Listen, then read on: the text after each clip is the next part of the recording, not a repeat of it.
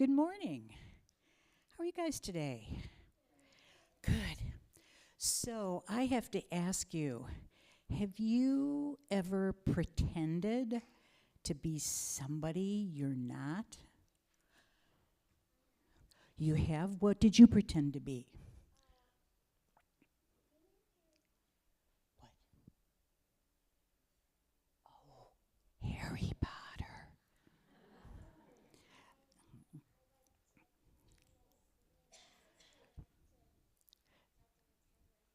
Harry Potter, I get that. Anybody else? Milo. A cat? Are you a nice cat? Are you friendly? Yeah. I used to pretend that I was a cowboy because I know.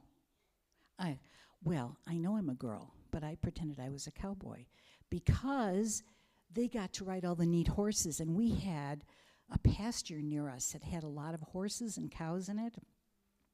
I used to pretend that was mine.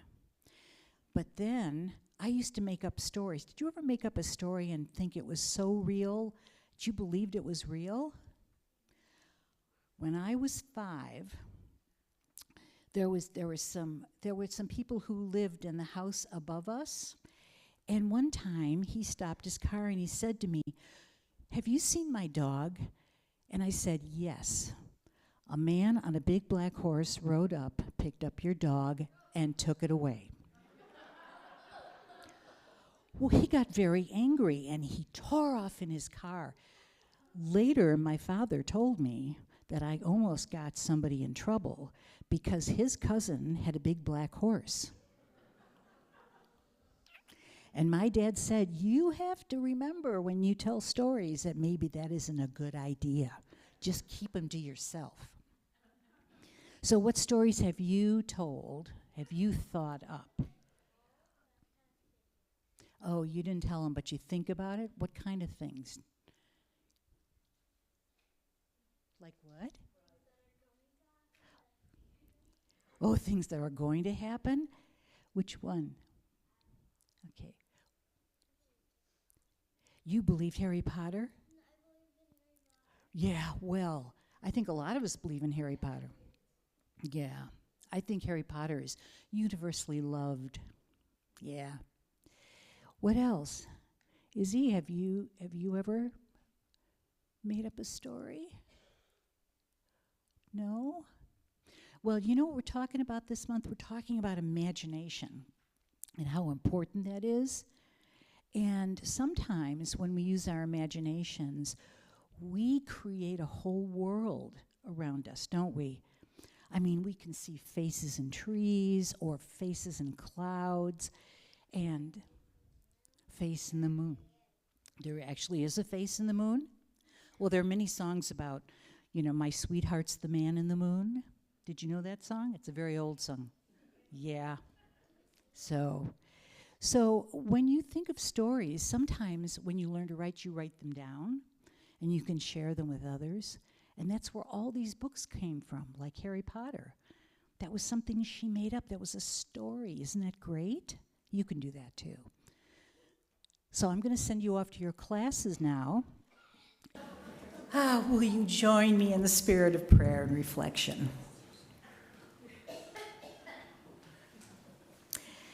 Spirit of life and love, God by many names,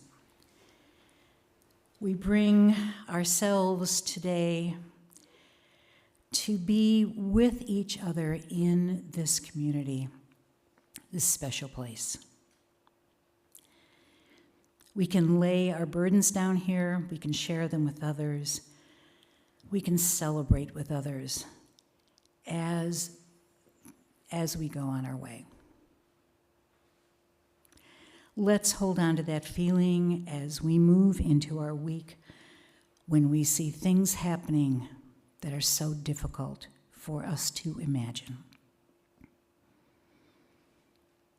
And now, I offer you a time to pray on this yourself. I have a small reflection for a poem that Mary Ellen has suggested for today. And it made me think of this poem is Things to Think by Robert Bly. It will be familiar to some of us here. My friend Judith was hardworking and conscious, Judith. She worked for a large multinational governmental organization, writing assessments and doing deep dives into African countries. Another of her missions was in our congregation near Washington, D.C., where she carried on alone in a well-regarded thread of social justice that previously had many supporters. But now she kept on it alone, burning out. I've been staying up so late at night trying to get this done, and I have so much other work to do, and no one wants to help, and I'm just feeling exhausted, and I'm not sure what to do next. What a gift she just gave me. I was doing the same thing, and to me, looking at her, it was obvious. Stop. Rest. Take some comfort for yourself. So with that gift, I realized I only have so much energy. It has always been so, but I didn't know that until rather lately, when life adjusted my perspective for me. So here's the poem, Things to Think by Robert Bly. Think in ways you have never thought before. If the phone rings, think of it as carrying a message, larger than anything you've heard, vaster than 100 lines of Yeats. Think that someone may bring a bear to your door, may be wounded and deranged. Or think that a moose has risen out of the lake, and he's carrying on his antlers a child of your own whom you've never seen. When someone knocks on the door, think that he's about to give you something large, tell you that you're forgiven, or that it's not necessary to work all the time, or that it's been decided that if you lie down, no one will die. I'm Mary Ellen Morgan, your ministerial intern, and I use the pronouns she, her, hers. I have to tell you, I was so relieved when we changed themes this month. I was so sick of talking about joy. This month we've moved on to imagination. That's our theme for the month, and in thinking about today's sermon, I realized a few years ago that this has always been my best asset and my greatest liability. For depending on the situation, I could talk myself into or out of almost anything. That creak in the middle of the night could be the house settling or someone waiting to kill me. One thought would let me go back to sleep, the other would have me up all night. There was no telling which one. And when thinking about imagination, I've linked it to creativity. The two are inseparable for me. Both have been so important in my own life. I watched my parents create a life for us that was full of their imaginations. A nice home, 2 cars, long trips by car in the summer, and concerts in the city. They had very little or none of these things when they grew up and didn't even believe it could be. But they observed how much better life was becoming for others in the year after the Depression and the war, that they started to imagine and believe it could be that for themselves one day, and for us. I'm always inspired by stories about how people coped during the Depression. My dad and uncle would talk admiringly about the neighbors they knew that fed and housed their families with almost nothing and did it so well and were generous to others. In some ways, I guess crushing poverty is easier when you know that others are as bad off as you are. And frankly, it's hard to imagine a better future when money and opportunities are scarce, you're hungry, and have no place to sleep, as it is for so many of our homeless today. Now, my parents had a vague notion of what my life would look like when I was an adult. They never said anything outright, but I picked up their vision for me in things they said about the other children of their friends. I knew that they expected me to get a good job, marry, and have a family, but I wasn't so sure that's what I wanted. My imagination held another life for me. I decided to go to college, paying for it myself, and to figure out how I would create the life I imagined while I was there. I wanted to be an actress. I wasn't sure how that would happen for me, but I had other friends who took that route, and I thought I'd just follow what they did. I could imagine myself in that role, going to auditions, getting to know other actors on the circuit, and performing. I wanted to do that professionally on a big scale, but something held me back. I couldn't imagine at the time what that was, but I've since learned when I hesitate, it's for a good reason. Because my path is not certain and I should wait. I've learned by now to listen to that.